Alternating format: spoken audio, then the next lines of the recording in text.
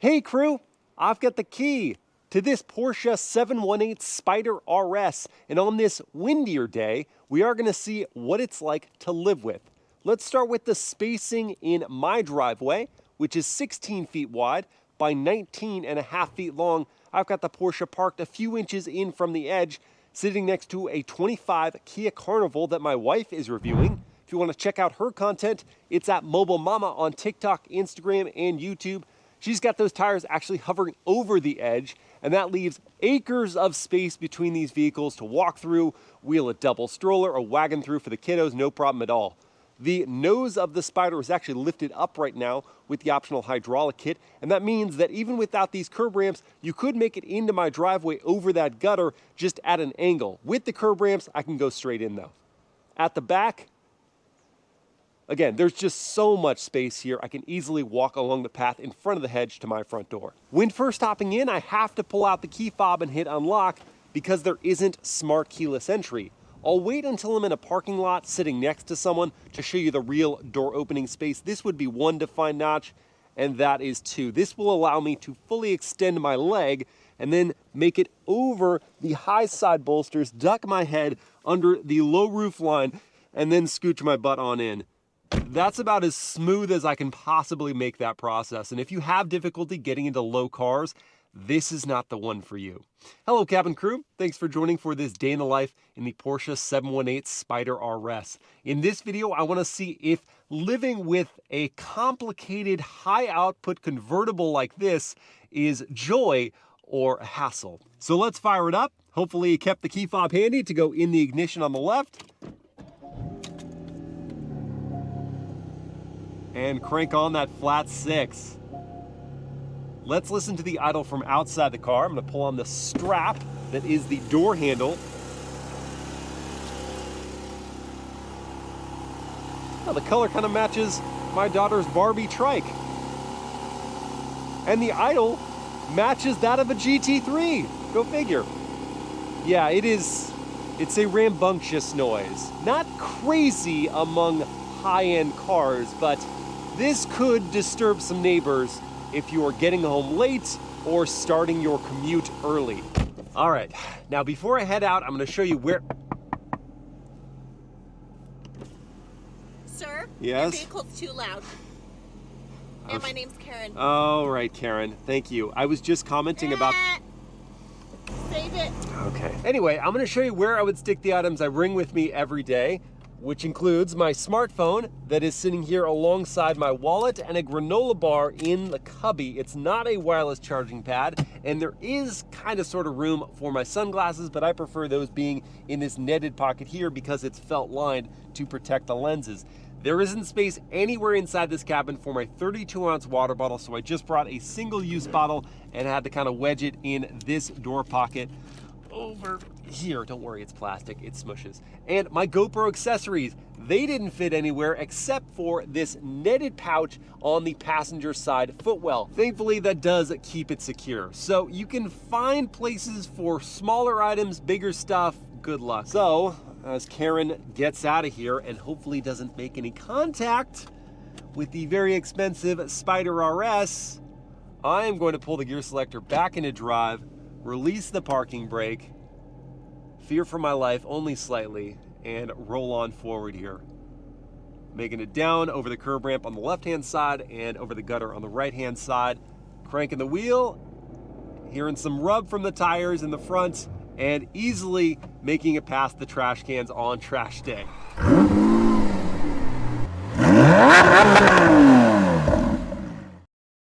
Now, whether you are commuting or running errands even in the Spyder RS, you should be aware of a deficit of convenience features. You've got dual zone climate control, and that's about it. No seat heating, no ventilation, no massage, obviously.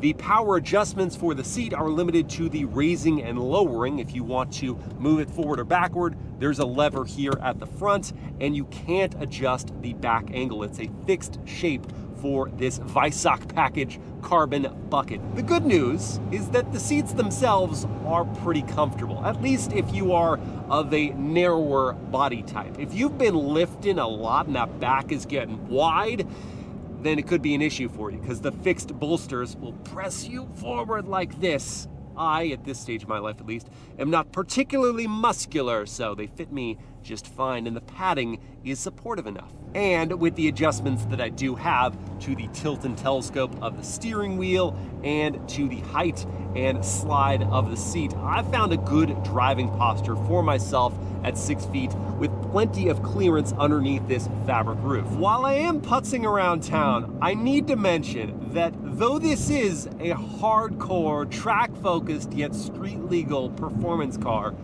the ride, with the dampeners in their softer of the two settings, you can firm them up here, and I would not recommend that for around town, but when they're in their soft setting, the ride is shockingly livable. Like, I'm bopping all over the road surface, that's for sure, but the bumps don't hit my spine in nearly the same way I expected them to. You're jittery and you feel the road like you would expect for a car like this, but the road doesn't hurt you. It doesn't hurt you. Try those stairs, Miles. Anyway, back to other points of drivability. This is a 7-speed dual-clutch automatic, so it's not nearly as smooth in the gear changes as a torque converter. You are going to notice those as you slowly get away from a stoplight or slowly approach that light. There is going to be a bit of clunkiness. And the brakes, we have carbon ceramics as an option on this car, they're sensitive. So you just approach that pedal and you'll immediately start slowing. They are going to bite up. You can, from there, feel them out a little bit between the lurches of the gear shifts without slamming forward at your arrival. And this 4-liter flat 6 doesn't make a terrible amount of noise when you are gentle with your throttle input. You can get up to speed and not feel like you're a demon driving around town. Now let's discuss some essentials of daily driving interaction. For one, the suede wrapping of this steering wheel feels so good in the hands, and the thickness is just right for my hands to notch into. Now for the turn signal sound, a highly traditional tune, inconspicuous, I don't mind it. Now for a proper turning radius test, with the wheel fully cranked, the Spyder redirects in a beautifully coiled turn. Speaking of beautiful, I did really like that noise. But what about the sound of the horn? Let's say someone is driving recklessly on the road and I need to alert them to their error. What noise will they hear from the horn? Boy, that's obnoxious. It'll work, I suppose, make them question everything they've ever done, but you too, for voluntarily making that noise. I'd really like some coffee right about now, but I want to try somewhere different, and so that means I need to make a highway journey to get there, which will give me a chance to see about things like passing power, of which the Spyder RS has plenty. You just put your foot down, make your lane change without any hesitation whatsoever, and enjoy the 4-liter symphony at the same time. Now, if you were going to commute or spend a long drive in this car, you may not want to hear that all the time. So let me quiet up for a moment and listen to the cabin volume at these highway speeds.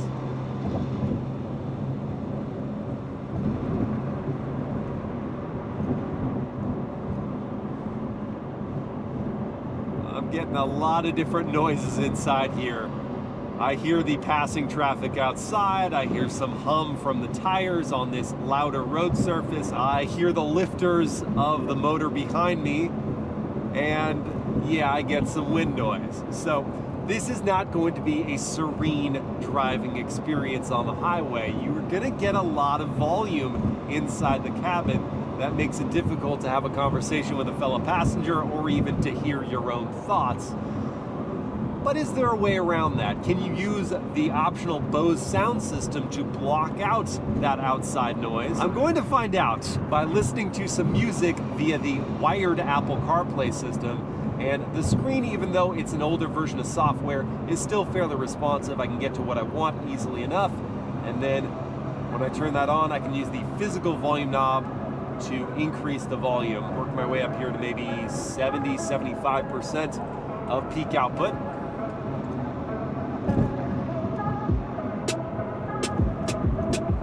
Let's go a little more, maybe 80 now.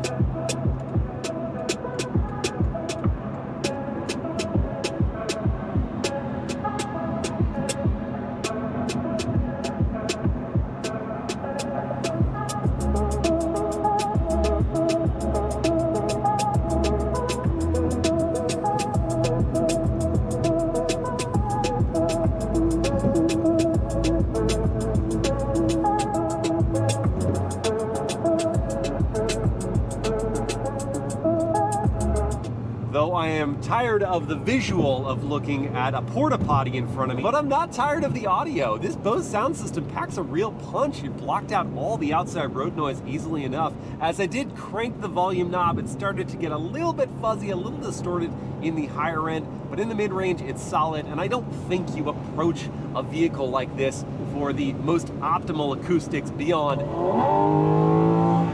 that. So the BOSE, it's gonna check the box. And if you were unhinged enough to commute in this car, you wouldn't have much to help you out or make your drive less taxing. You don't have adaptive cruise control for stop and go traffic. You don't have a lane keep assist. You don't even have blind spot monitoring. And that's something of an issue because there is, with the top up, a big blind spot over my right and left shoulder here. You're using those mirrors liberally, working your body around to make sure no one is there, because even the view out the back is just this tiny letterbox, and you have to kind of walk this line of moving cautiously but deliberately through traffic. It's almost like this car is urging you, willing you to take the top off as much as possible, and I think we'll have to oblige. But first, coffee. I'm gonna stop in at Grounded Coffee House for my first time. And that does mean I need to park this bad boy. And that reminds me that there aren't any parking sensors and no forward-facing camera to show me the proximity to this curb. And that makes me very nervous because I don't want to have any crunchies. So I'm gonna give myself plenty of room here and make sure the parking brake is engaged and I'm not rolling at all before I turn off the car and get out. All right, coffee in hand. I'm gonna try to get in once again. I kind of benefit from not having anyone near me. So I have the room to lower down and move over with just one hand. Now to judge this decaf latte. Yes, it's decaf. I have a fully caffeinated heart, but I can't handle fully caffeinated coffee. I'm gonna use this straw to get down past the cold foam to the coffee. Oh, that's delightful. I know it's saturated with milk, but the flavor is great for decaf. Now the question is, what do I do with this thing? Because there aren't any cup holders here. It's not gonna go in the door pocket. Ah, that's right. The cup holders are hidden in the dashboard and they can adjust to the diameter of the cup, and then I can raise that back up. So I look at carbon fiber, I don't look at cup holders. And now that I'm in an environment that all but demands topless motoring, not that kind of topless, you don't want that, believe me, I'm talking about the vehicle. I'm gonna find a spot to park and make the conversion. Pause.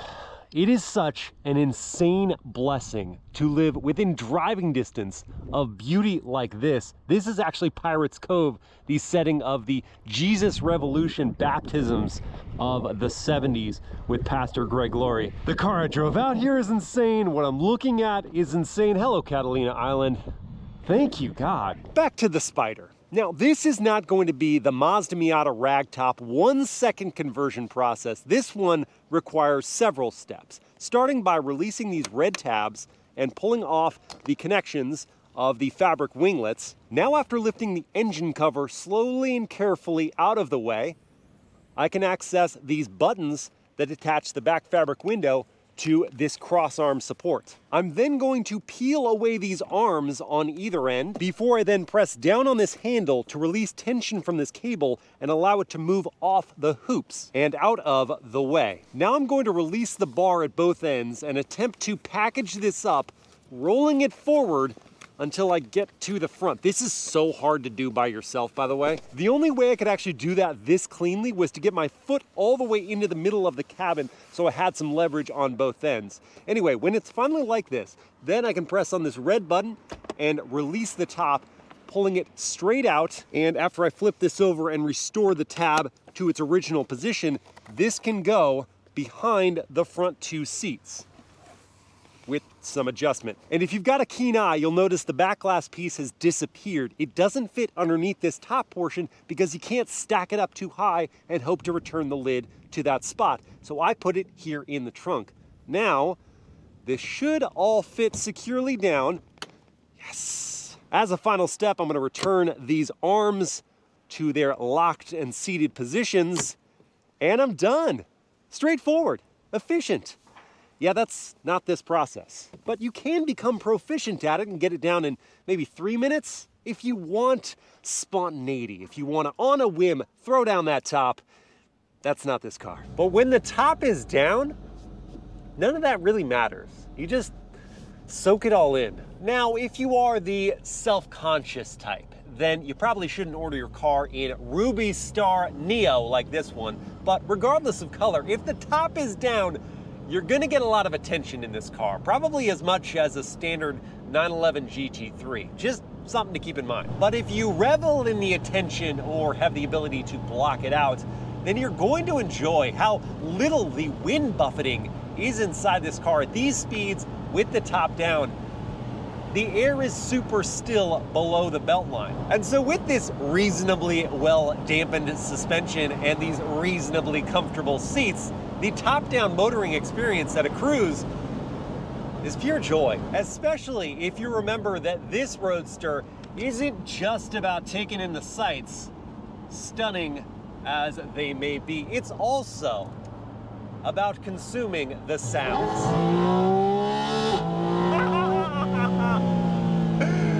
I can't even hear my own laughter, my cackling laughter over this.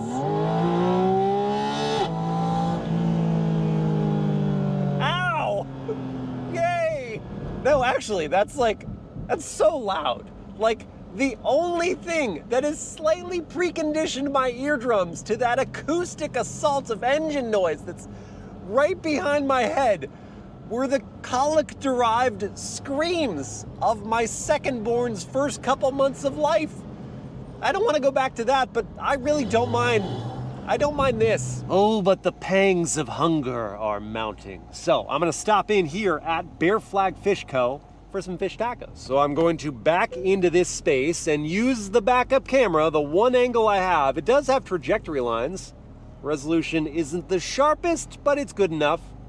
And the turning radius being as tight as it is allows me to maneuver into this space without much difficulty. There we go, parking sensors in the rear, not in the front.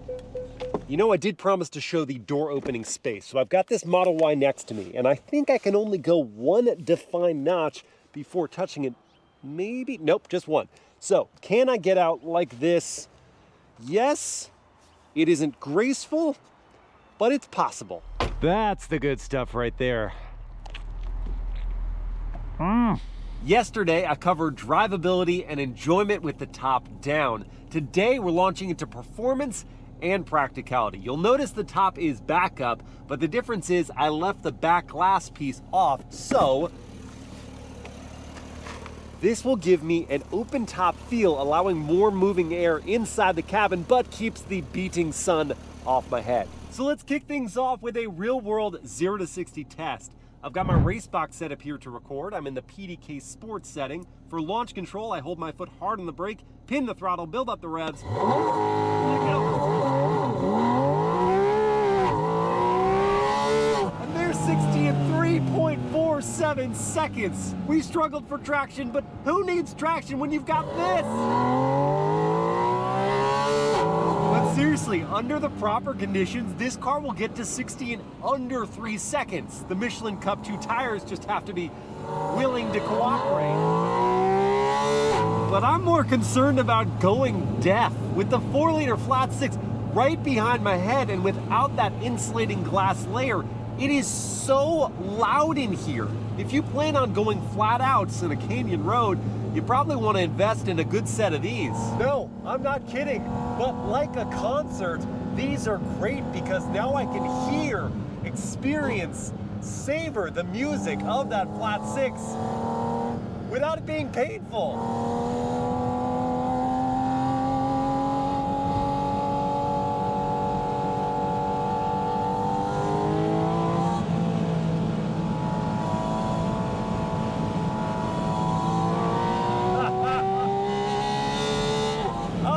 Gosh, as it works up to that 9,000 RPM red line, the experience just becomes euphoric.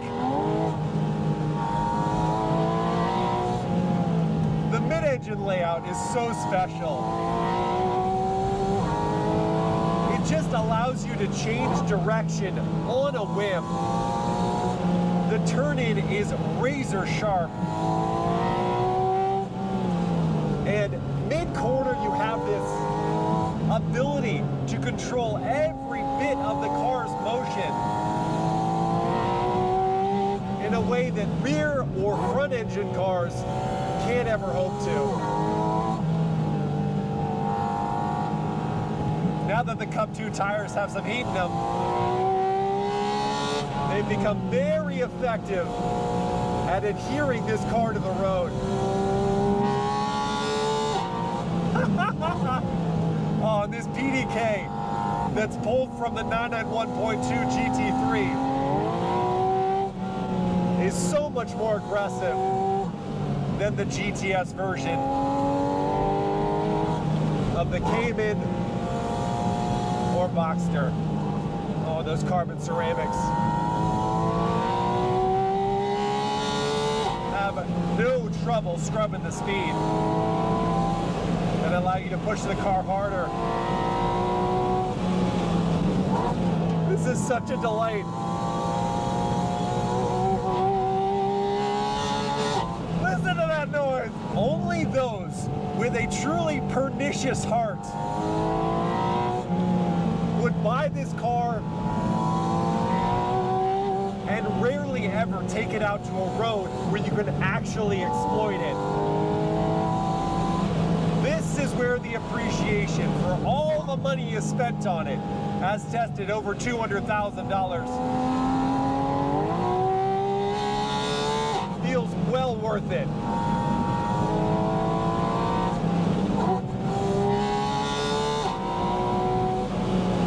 Tremendous road car. It is a work of art winding through these curves. As a driver, there's so much reward to the steering, the way it loads up through a curve, how much pace you can carry through a curve, and all the minute details. This car will be remembered.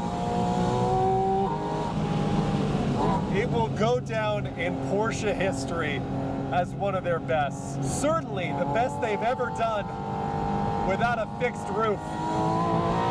And I've been very pleased with how this transmission has behaved in sport, in auto mode, but since you can't get this car in a manual, I can at least have manual control over the shifts, and each pull of the paddle instantly elicits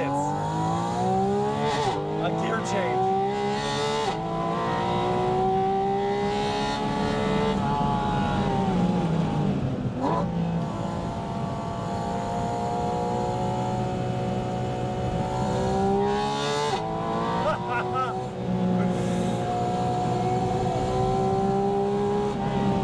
another dimension to the satisfaction of this drive. Oh!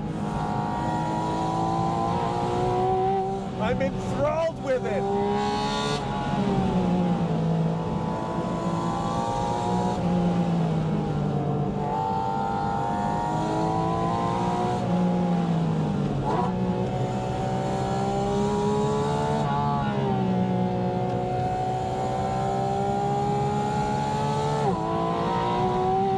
A motor.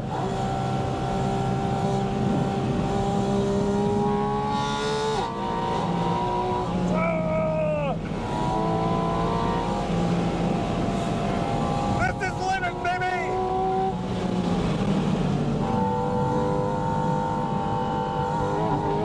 God darn it. I adore this car. That was a complete check when it comes to performance.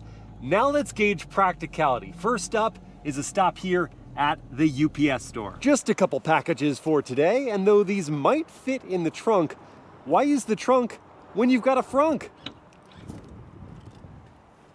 And not just a frunk, a big one that is going to swallow this large box and the smaller one on top of it without breaking a sweat. Now to get groceries at Stater Brothers. All right, so to fit this modest load of groceries, which is mostly LaCroix, I moved the glass partition from the rear to the front, and that opens up quite a bit of room under here to fit everything neatly packaged. Yes! So after returning my cart like a responsible adult, slowly get in here, I can confirm that the Spyder RS is errands approved. Now it's time to refuel this 16.9 gallon tank. The EPA rates the Spyder RS at 14 mpg in the city, 19 on the highway, and 16 combined, which would give us a fuel range of 270 miles. And I would actually get that because over the last 237 miles, I've been averaging 16 miles per gallon. At current fuel prices of $4.59 for 91 octane gas that the Spyder RS does require, it's gonna cost me $78 to fill this tank, and there isn't capless fueling to work a little bit harder.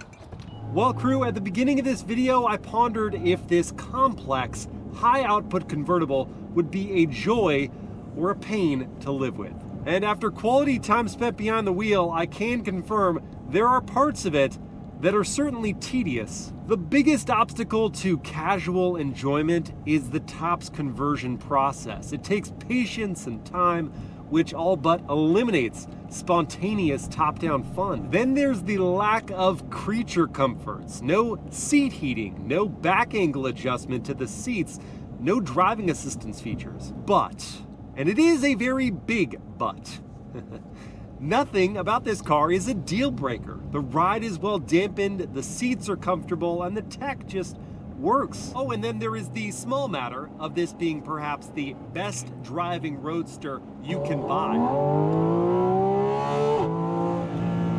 Daily driver, if I had to, but weekend wheels, 100%. Just pack those earplugs.